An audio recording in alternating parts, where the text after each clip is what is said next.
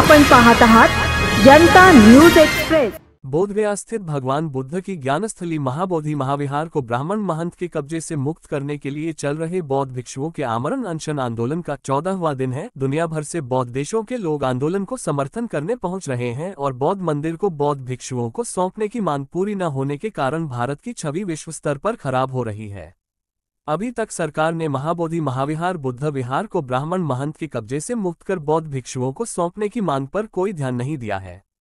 14 दिन के बाद बिहार सरकार की तरफ से कुछ अधिकारी आकर भिक्षुओं से मिले और अनशन आंदोलन के बारे में जानकारी ली और आगे सरकार से बातचीत कराने की बात की। अभी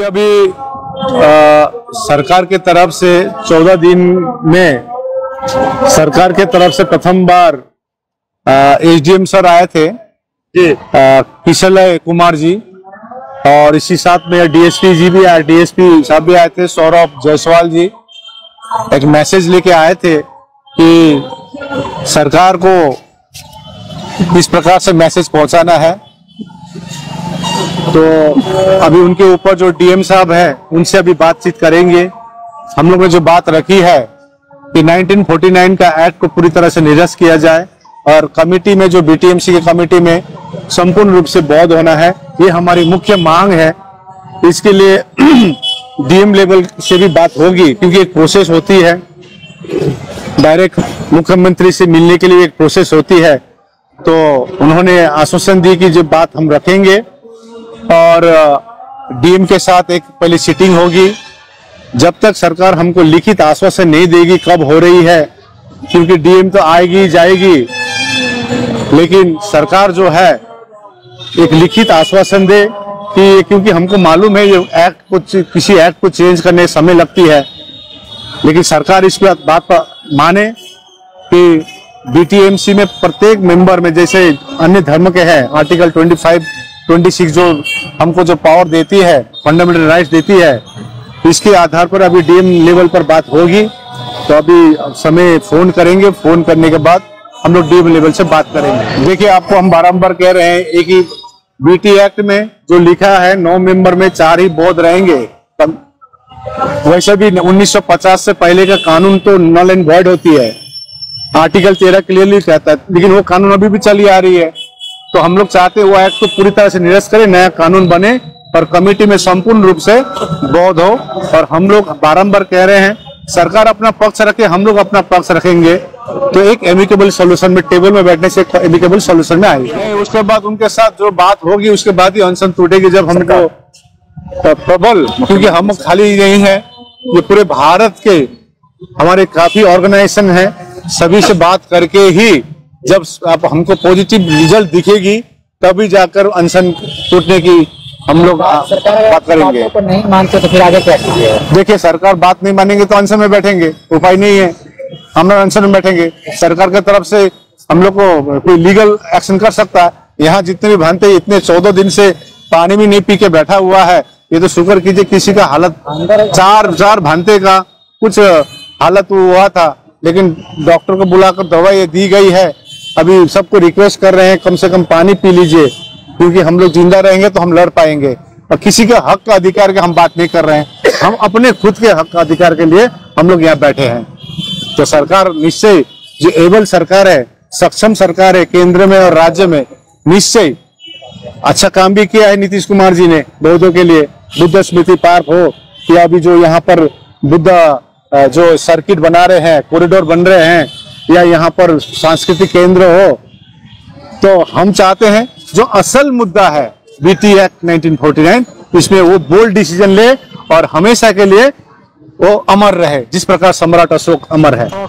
देखिए, हम लोग लिखित आश्वासन लेंगे, ठीक है ना, और लिखित ये भी लेंगे यदि हमारी बात नहीं मानी जाएंगी तो फिर हम लोग फिर अनशन में जाएंगे। और देखिए, यहाँ पर जगह बहुत कम है, पूरे प्रदेश से लोग आए हुए हैं, बैठे हुए हैं, लेकिन हम अनुमति नहीं दिए।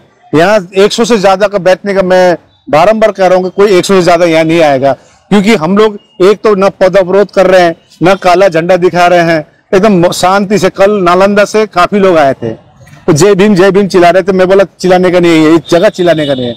हम लोग का जो हाथ में प्ले कार्ड है यही स्विच बता दे रहा है, और इतनी सारे ज्ञापन दे चुके हैं सरकार को मालूम है, ठीक है ना। तो आज हम यही कहना चाहेंगे कि सरकार सक्षम है।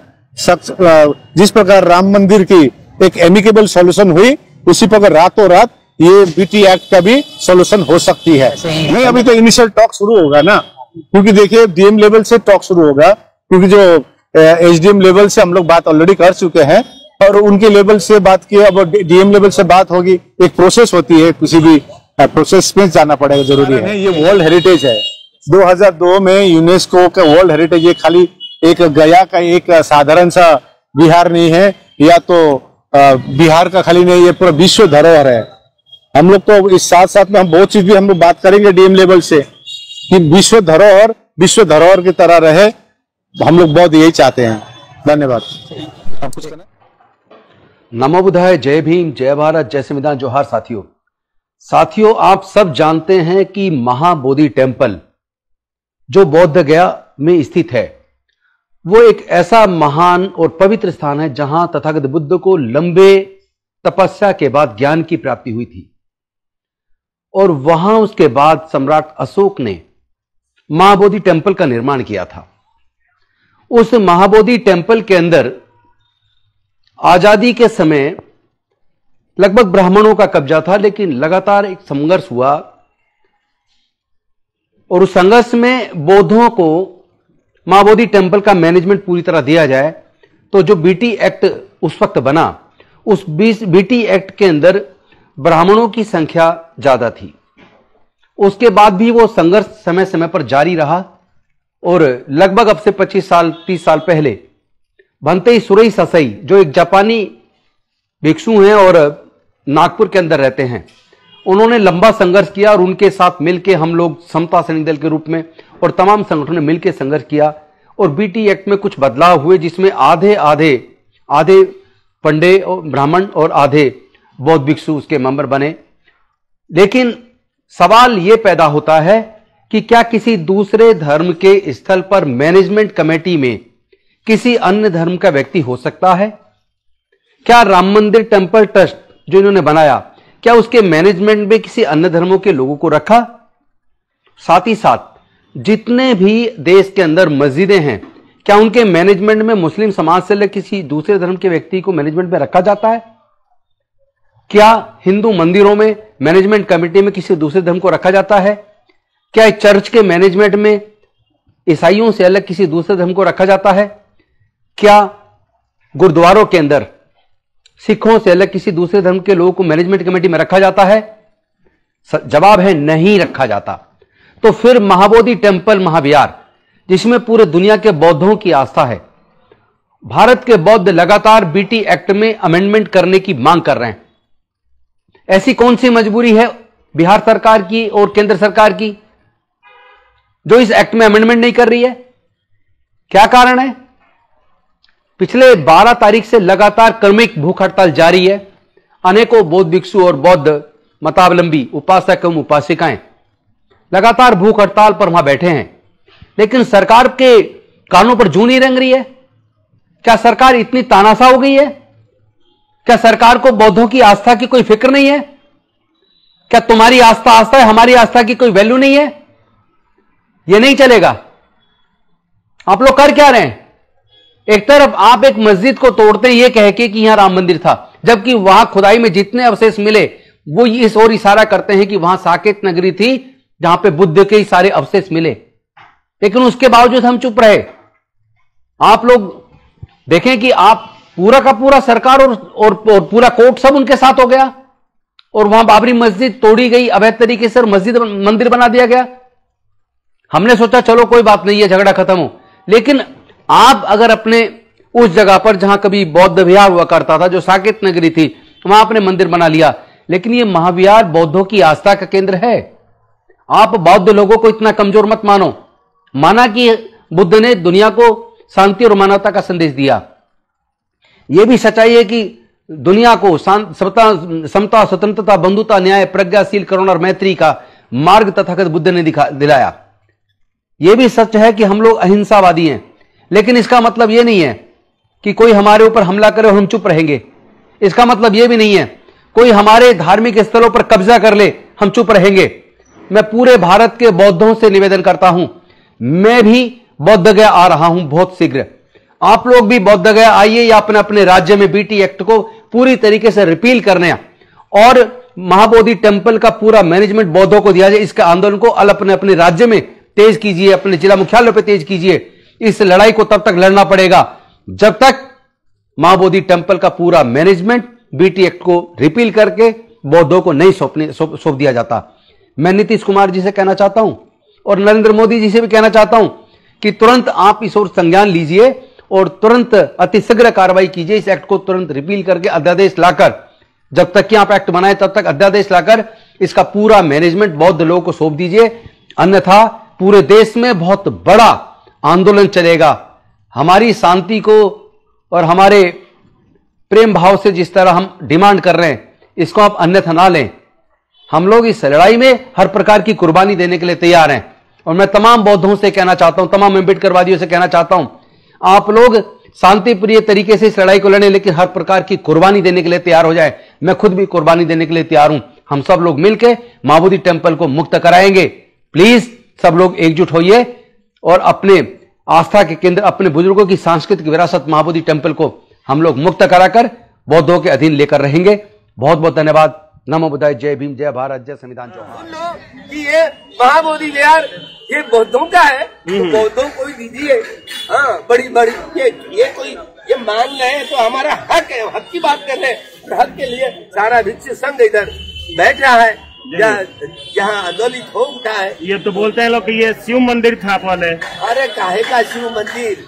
ये सारे पुरातत्व वैज्ञानिकों ने इतने 101 जो कनिंघम से लेकर अलेक्जेंडर, तो आज तक जितने सारे वैज्ञानिक हैं उन्होंने पुरातत्व वैज्ञानिकों ने साबित की बात की बुद्ध की भूमि है, जहाँ बुद्ध उत्पन्न होते हैं।